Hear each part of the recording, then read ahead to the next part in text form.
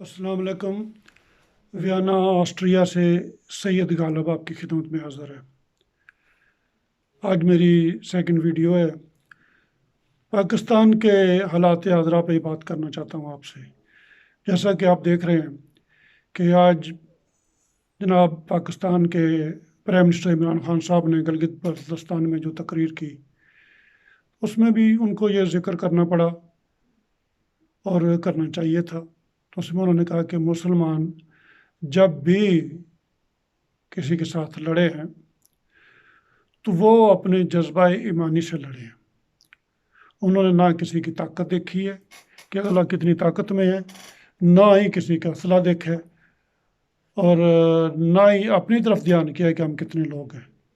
जज्बा ईमानी से लड़े और अल्लाह ताला की ज़ात पाक ने उनको फतह नसीब की। लेकिन बदनसीबी की बात यह है कि हमें नुकसान भी हमेशा मीर जाफ़र और मीर सादकों ने पहुँचाया। वो भी तो मुसलमान ही थे। तो फिर उन्होंने जिक्र किया कि मीर अयाज सादक जैसे लोगों ने हमें नुकसान पहुँचाया। ये बात दुरुस्त है। हम तारीख़ का भी मुतालिया कर सकते हैं कि वाकई मुसलमानों को हमेशा गद्दारों ने नुकसान पहुँचाया, और अब तारीख़ पढ़ने की ज़रूरत नहीं। मीर अयाज सादक साहब हमारे सामने हैं कि इन्होंने क्या किया। वैसे अगर इसको देखा जाए तो ये एक, जैसे कि इनके बयानात हैं या आज तक जो जिस तरह उन्होंने बातचीत की, शरीफुल नफ्स इंसान नज़र आते हैं, और इनसे बिल्कुल भी तवक्को नहीं थी कि ये इस तरह की कोई बात करेंगे जो उन्होंने बात कर दी है। तो लगता है यही है कि इनको इंग्लैंड से वो मियाँ नवाज शरीफ, जिसको दुनिया में सिर्फ एक ही चीज़ नज़र आती है कि मैं हूँ तो पूरी दुनिया है, अगर मैं नहीं हूँ तो कुछ नहीं है, तो उसने जो बयानिया इनको दिया, इन्होंने उसी तरह ही वाक़ई कर दिया। करने के बाद उनको एहसास हुआ, जब रिएक्शन सामने आया तो उनको एहसास हुआ कि मुझसे गलत हो गया। फिर उन्होंने उसको बड़ी वो कहा जी मेरे उसके बयानियों को तोड़ मोड़ रोड़ के पेश किया गया, ये किया गया, वो किया गया, ऐसा किया वो। ऐसा कुछ नहीं है। जो आपने कहा वो लोगों को समझ आ गया, और वही लोगों ने समझा जो आपने कहा था। अब ज़ाहिर है पाकिस्तान में रहने वाले पाकिस्तानी हैं, वो बिल्कुल इस चीज़ को बर्दाश्त नहीं करेंगे कि आप पाकिस्तान आर्मी के ख़िलाफ़ बोलें। उनकी फ़तह को, और जिस फ़तह को पूरी दुनिया ने तस्लीम किया, उसको आप शिकस्त में बदलने की कोशिश करें, और उसको आपने इस तरह पेश किया। और जो आपके साथी उस मीटिंग में, अकेले तो आप थे नहीं, दूसरे लोग भी थे, 18-20 लोग थे। वो दूसरे तो इस बात पे मुतफिक नहीं है जो आपने कहा। तो आपने कुछ स्पेशल किसी आला से ये चीज़ देखी है, बाकियों को जो नज़र ही नहीं आ सकी। और अब जो है वो कभी कोई बात कर रहे हैं, कभी कोई कर रहे हैं। आपको शर्म आनी चाहिए कि आप क्या कह रहे हैं, किसको कह रहे हैं। और इस मुल्क में खड़े होकर, जिस मुल्क के एक एक बच्चे को पाकिस्तान आर्मी से प्यार है, बेशुमार वीडियोस पड़ी हैं। आप देखें कि वो कई बच्चे गलियों में कुचों में खेल रहे होते हैं, मिलिट्री गुजरती है तो वो खड़े होकर बच्चे उसको सल्यूट मारते हैं। तो बच्चों को क्या पता, माँ बाप सिखाते हैं उनको। और अल्हम्दुलिल्लाह हमारी आर्मी है, उसने बड़ा काम किया। ये दहशतगर्दी को ख़त्म करना आसान काम था, मजाक था। और आज तक उनकी लाशें आ रही हैं, आज तक वो शहीद हो रहे हैं। फिर आप डिवाइड करने की कोशिश करते हैं। आपका लीडर नवाज शरीफ डिवाइड डालने की कोशिश कर रहा है। शर्म आनी चाहिए आपको। देखते नहीं हो किस तरह लाशें आ रही हैं। किसी लाश पे माँ बैठी हुई है, किसी पे उसकी बेवा बैठी हुई है, किसी पे वो छोटे छोटे बच्चे उनके बैठे हुए हैं।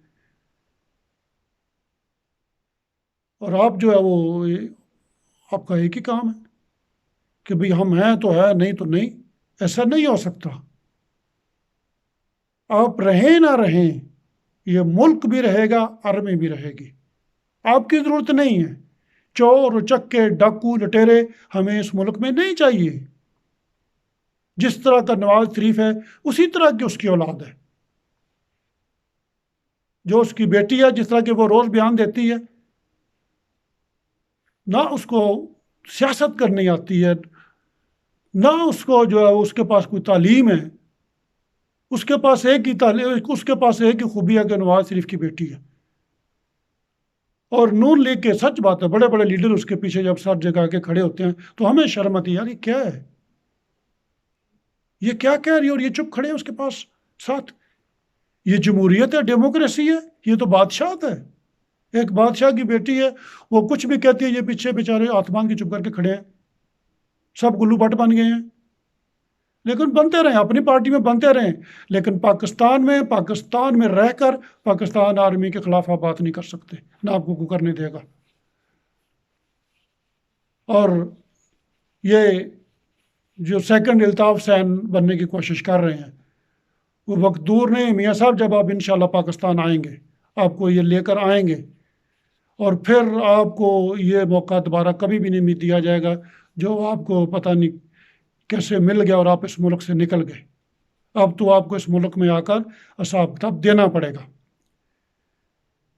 کیونکہ آپ اور آپ کی پارٹی جو کچھ کر رہی ہے، آپ نے سوائے پاکستان کا نقصان کرنے کے کچھ نہیں کیا۔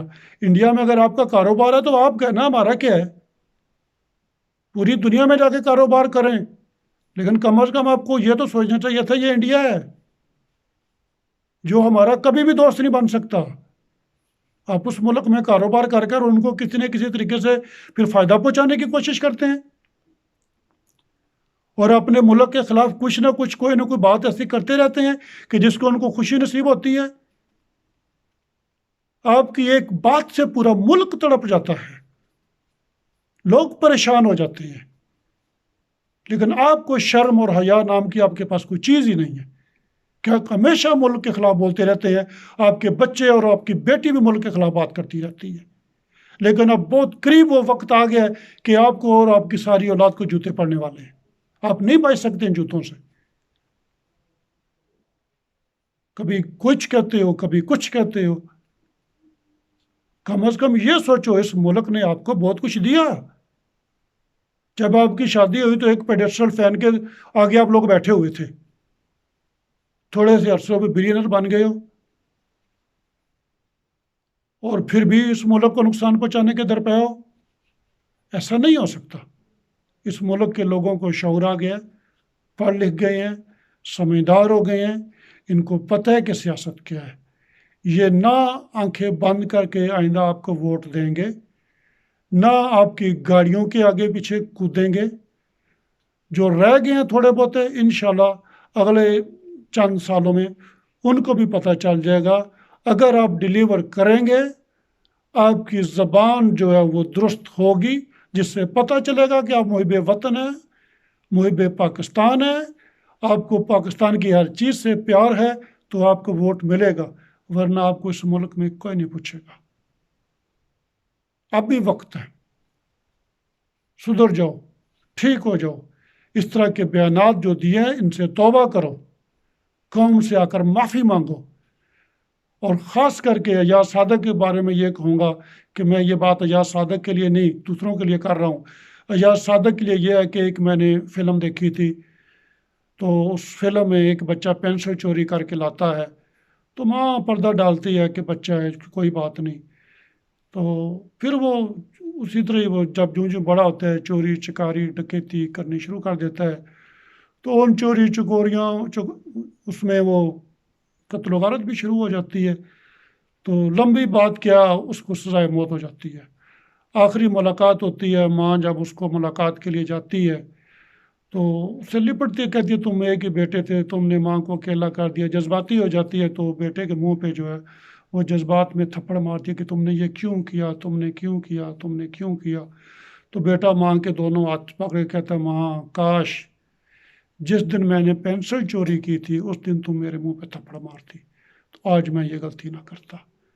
تو میری اپنے اداروں سے یہ التماس ہے کہ ایاز صادق کی یہ پہلی پینسل چوری کرنے والی غلطی ہے، اس کو آج ہی آپ تھپڑ ماریں تاکہ بڑی چوریوں سے یہ بچ جائے اور دوسروں کو عبرت ہو کہ یہ کام ہم نے نہیں کرنا۔ میری اپنے سب دوستوں سے گزارش ہے کہ مجھے اگر ممکن اگر بہتر سمجھتے ہیں تو سبسکرائب بھی ضرور کریں، اور انشاءاللہ کل نئی ویڈیو کے ساتھ آپ کی خدمت میں حاضر ہوں گا، تو پھر بات ہوگی۔ السلام علیکم، خدا حافظ۔